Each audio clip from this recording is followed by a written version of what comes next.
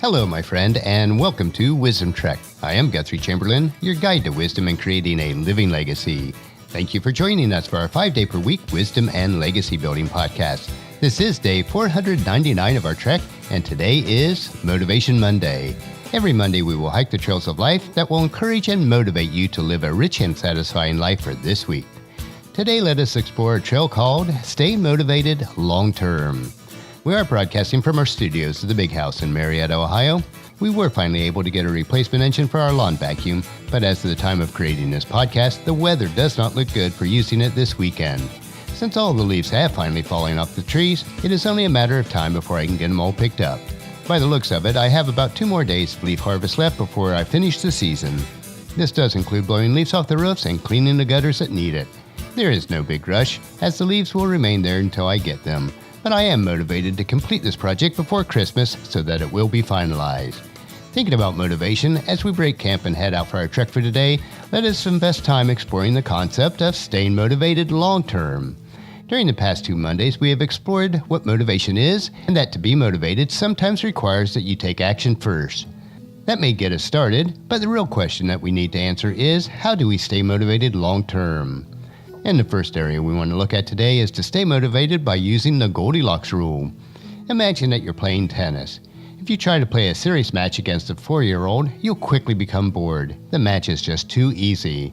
On the opposite end of the spectrum, if you try to play a serious match against a professional tennis player like Roger Federer or Serena Williams, you'll find yourself demotivated for a different reason. That match would be just too difficult. Compare these experiences to playing tennis against someone who is your equal. As the game progresses, you win a few points, you lose a few points. You have a chance of winning a match, but only if you really try. Your focus narrows, your distractions fade, and you find yourself fully invested at the task at hand. The challenge you are facing is just manageable. Victory is not guaranteed, but it is possible. Tasks like these, science has found, are the most likely to keep us motivated long term. Human beings do love a challenge, but only if it's within our optimal zone of difficulty. Tasks that are significantly below our current abilities are boring. Tasks that are significantly beyond our current capabilities are discouraging. Tasks that are right on the border of success or failure are incredibly motivating to your brain. In this zone, you want nothing more than to master the skill just beyond your current horizon. This is referred to as the Goldilocks rule. The Goldilocks rule states that humans experience peak motivation when working on tasks that are just on the edge of their current abilities. Not too hard, not too easy, just right. Working on the task that adheres to Goldilocks rules is one of the keys to maintaining long-term motivation. If you find yourself feeling unmotivated to work on the task, it is often because it has drifted into an area of boredom or has been shoved into an area of great difficulty. You need to find a way to pull your task back to the border of your abilities, where you feel challenged but capable of doing it. The next area we want to look at is how to reach your peak motivation. The wonderful blend of happiness and peak performance is sometimes referred to as the flow. Flow is what athletes and performers experience when they are in the zone.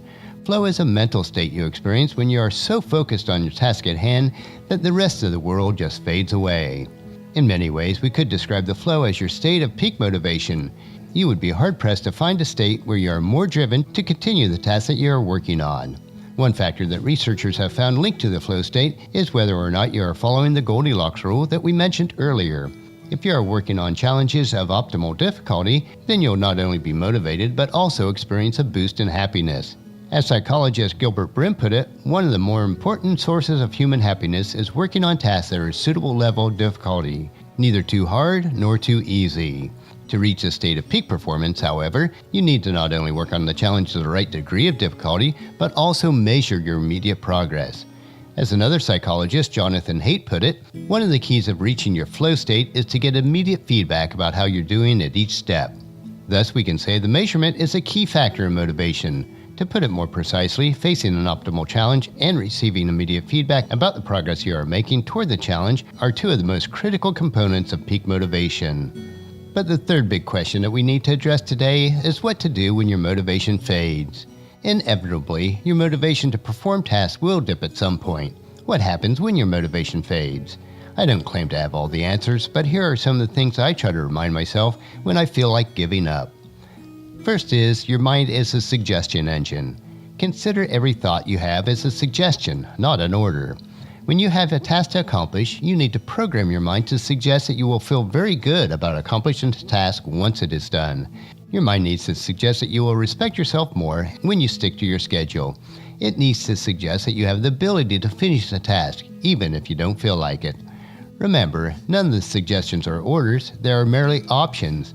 You have the power to choose which option to follow. The second point is, discomfort is temporary. Relative to the time in your normal day or week, nearly any habit you perform is over quickly. Your workout will be finished in an hour or two. Your report will be typed to completion by tomorrow morning. Life is easier now than it's ever been. 300 years ago, if you didn't kill your own food and build your own house, you would die. Today we whine about forgetting our iPhone charger.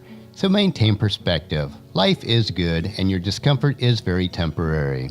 Step into the moment of discomfort and let it strengthen you. The second point is you'll never regret good work once it's done. Theodore Roosevelt famously said, "Far and away the best prize that life has to offer is a chance to work hard at work worth doing." So often it seems like we want to work easily at work worth doing. We want our work to be helpful and respected, but we don't want to struggle through our work. We want our stomachs to be flat and our arms to be strong, but we don't want to grind through another workout. We want the final result, but not the failed attempt that preceded. We want the gold, but not the grind.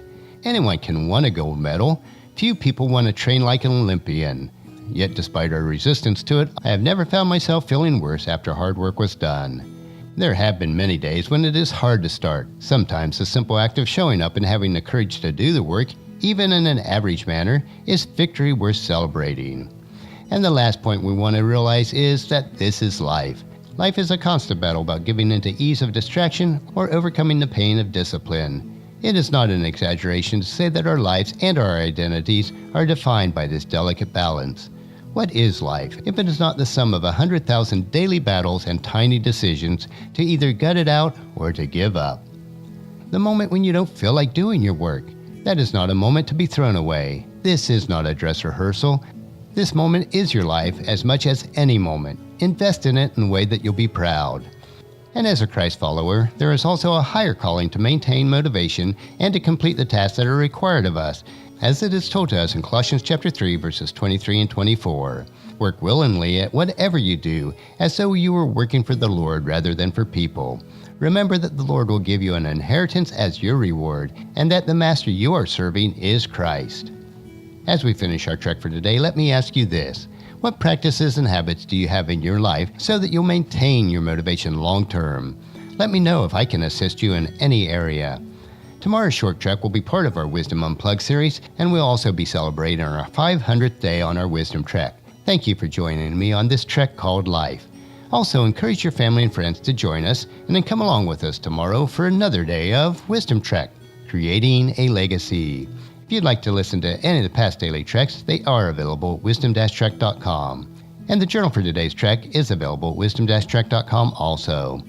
Thank you so much for allowing me to be your guide, your mentor, but most importantly, I am your friend as I serve you through the Wisdom Trek podcast and journal. And as we take this trek of life together, let us always live abundantly, love unconditionally, listen intentionally, learn continuously, lend to others generously, lead with integrity, and leave a living legacy each day. I am Guthrie Chamberlain, reminding you to keep moving forward, enjoy your journey, and then create a great day every day. See you tomorrow.